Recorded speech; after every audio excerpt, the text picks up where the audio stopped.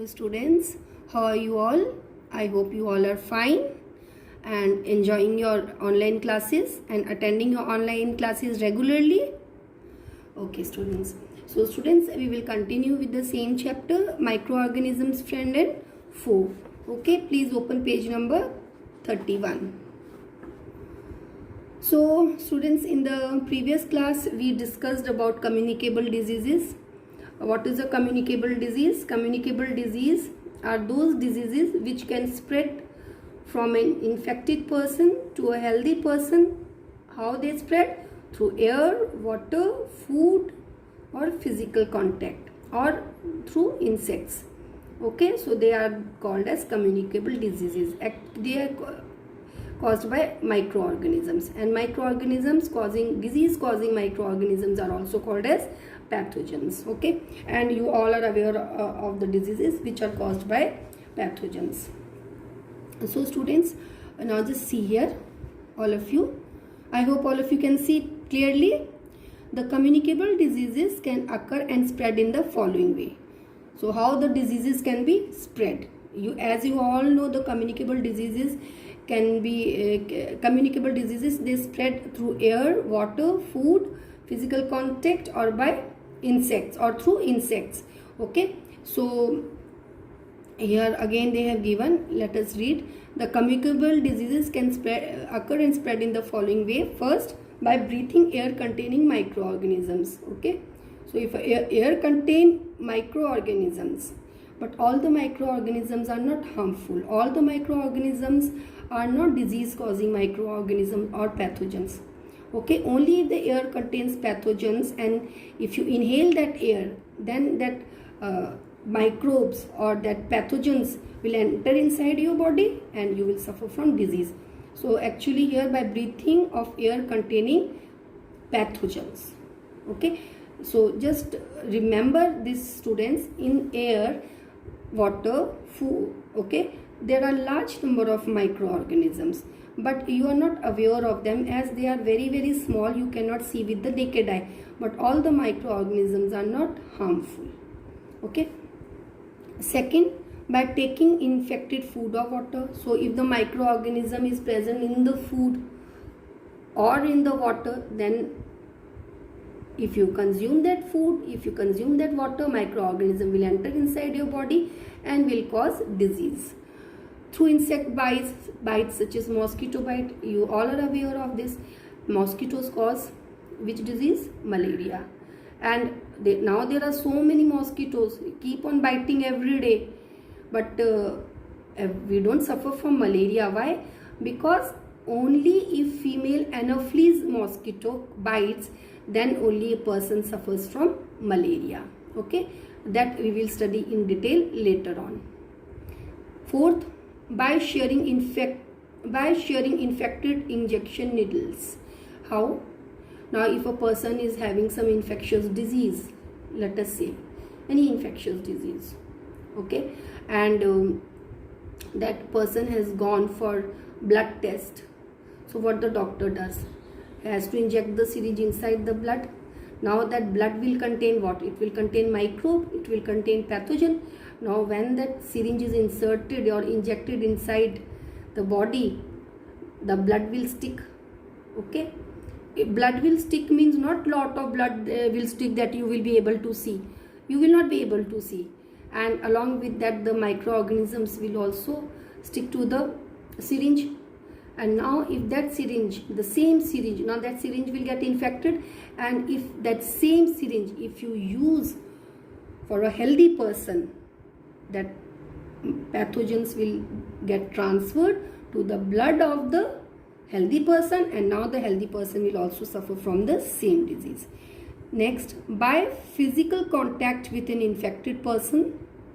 Okay, if anyone is suffering from disease, like anyone has chicken pox or measles or smallpox, okay, and if you touch that person or you share your tiffins, or then you may also get that disease. Okay, or by using articles of infected persons such as towel, clothes, bed utensils. Okay, so there are certain diseases which are highly infectious like chicken, measles, this COVID-19, to what to say, so infectious disease it is. Okay, so now if you touch the articles of that person, then you may also suffer, or we may also, sorry, not you, we may also suffer from that disease. So anyone who will touch the articles of an infected person may suffer from the infected disease. And students, here I would like to say that towels, clothes, you should not only of infected person, if a person is healthy, then also you should use your own towel and clothes, not others' towel you should use. Okay, now students, see, common cold disease spreads by breathing air containing microorganisms. Okay, that you all know now. Cholera it spreads by taking infected food or water. Like if we drink infected water, if in the water, if disease causing the microorganism causing malaria, or pathogen causing if in the water a pathogen causing cholera is present, and if you drink that water, then it will enter in our body and we will suffer from cholera. Okay, the disease called malaria, that is spread through insect bites, that is mosquito bite, and disease called AIDS spreads by sharing infected injection needles or through physical contact with an infected person. Now students, we say prevention is always better than cure. Okay, now if anyone suffers from any disease, communicable disease, that medicines are there, treatment is there, but better to prevent it. Okay, now we will discuss prevention of communicable diseases. We will discuss some of the points which we should take into mind, or we should follow to prevent communicable diseases, to prevent the spread of communicable diseases. Now first, a person suffering from cold should always cover his or her mouth and nose with a handkerchief while sneezing, so that the microorganisms do not get into the air. We should keep a safe distance from a person having common cold. Okay, so one should always cover the nose and the mouth with a handkerchief and should not go very close to that person, because the air around that person, infected person, a person suffering from common cold, will have more virus. Okay, so that distance should be maintained. Okay, but I have seen many students talking, having suffering from common cold. They are talking, they are playing, they are sharing their food. Okay, so you should avoid. Next one, we should keep our food covered to protect it from getting infected by flies. We should also drink clean and safe water. So we should always cover our food. Okay, we should not keep our food uncovered, because these house flies, they sit in the garbage also, they sit in the dirt also, organic matter also, and there are bacteria, that is a place for disease causing microorganisms and pathogen stick to the body of the housefly, and if the food is uncovered, the same housefly sits on the food and passes the pathogen to the food. And if you will consume the food, what will happen? If you consume the same food, the microorganism or the pathogen will enter in our body and we will suffer from disease. Okay, and we should always drink clean and safe water. Now students, what do you mean by clean and safe water? Anyone of you can say what is the meaning of clean and safe? What is clean and what is safe? If you want, you can WhatsApp the answer to me. It is written here, please underline clean and safe, and you should know what is the meaning of this. Now students, you know, before some people, they use filter to clean water. So what happens when water is filtered? What happens by filtering the water through filters? What happens? You get water and it looks very clean, but sometimes on drinking that water also, a person suffers from disease.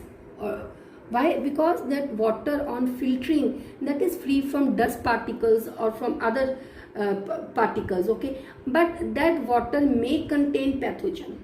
You will not be able to see because they are very small. So that water may contain pathogen, though it may not contain dust particles, sand or all other things, okay, but it may contain the pathogen, and when you drink that water you will suffer from disease. So that filtered water, after filtering the water should be boiled, because boiling will kill the pathogen. Okay, so that is safe water.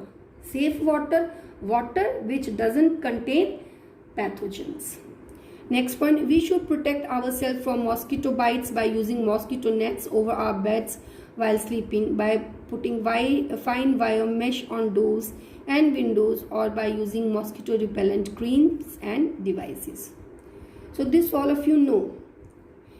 Next point, we should make sure that only disposable syringes and needles are used for giving us injections. Disposable syringes means one time the syringe is used, okay, and then it is thrown. Okay, if any person is having infection, and so in order to take the blood, only one time the syringe is used, and after that the syringe is thrown, okay, or syringe is not used. Next point, we should avoid physical contact with the infected person and not use his towel, cloth or bed. Okay, next point, some of the diseases can be spread by vaccination at proper time. Okay, carriers of disease causing microorganisms. Now what do you mean by carriers? Carriers are some insects in our environment or animals which transfer the disease causing microbes into our body, okay, and spread the disease. So carriers are the insects or the animals which transfer the pathogen from the infected person to the healthy person. Understood? And without themselves getting infected. Okay, so please underline this. Is a carrier. So the two common carriers are housefly and mosquito. I hope it is clear to everyone. Now how this housefly spreads disease, that we will discuss now. Now students, please open page number 32. Now you know housefly lays egg on garbage dumps. Now you know, suppose if the food is uncovered, so now this housefly feeds, okay, feeds on garbage, animal excreta, animal waste, okay, and dead organic matter. Okay, so this housefly, it sits on dirt, feeds there on garbage, okay, on animal excreta and all these places it feeds, and then the same this housefly, it has hairs on its legs, okay, and the body, it has hairs. So when it sits on the garbage, what will happen? The microorganism will stick to the body of the housefly. It will stick on, can you see? And when this microbe or this pathogen, when it sticks to the body of the housefly, when it sticks to the leg or the body of the housefly, what will happen? The same housefly, now when it will sit on the uncovered food, what will happen? It will transfer the pathogens to the food, and when this food is consumed carrying pathogens, what will happen? The person will suffer from disease. Okay, please underline. Housefly feed on garbage, animal excreta, dead organic matter and exposed human food. Exposed human food, the food which is uncovered. Okay, can you see here? Now please read, the body and leg of housefly bears a lot of fine hairs, and when a housefly sits on the garbage heap, the human excreta and other filth and the millions of disease causing microorganisms present in them stick to the hairy legs and other body parts of the housefly. That's what I told you. It sticks to the hairs, and when the housefly now sits on the uncovered food, what will happen? Then the microorganism sticking onto the hair gets transferred to the food, and on consuming that food, a person becomes sick. Then okay, why? Because then the disease causing microorganism enter into his body and causes various diseases if you will eat the food which has pathogen. Understood? Person gets sick. Thus the housefly carries disease causing microorganisms on the hairs of its legs and other body parts. Is it clear? Now some of the dangerous diseases which is spread by housefly are cholera, tuberculosis, typhoid and diarrhea. So they are highly infectious diseases. So you should be now careful or cover the food. Okay. Now today we will do till here, students. Rest we will do in next class. Maybe in two more classes I need to complete this chapter. Okay, open page 34.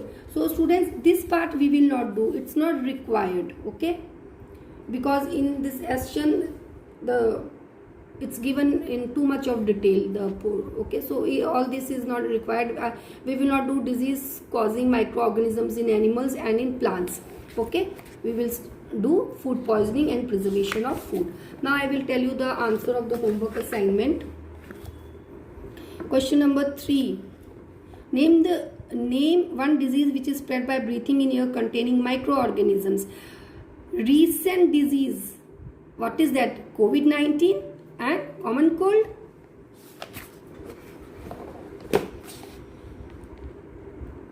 Now next question. Question number 3. Where do rhizobium bacteria lives? Rhizobium bacteria lives in the root nodules of leguminous plants. What is their function? They fix atmospheric nitrogen. Question number 60. Name one plant disease. Okay, this one you leave. Okay, no need to do this. Then page number 42. Question number 89. The malaria disease is caused by protozoa. This Plasmodium is a protozoa. Okay, students. Now please mark homework question today for homework questions. Question number 17. Question number 17. Okay. Name two common diseases, two common insects which carries disease causing microorganisms. Question number 18. Question number 19. Okay. Name the.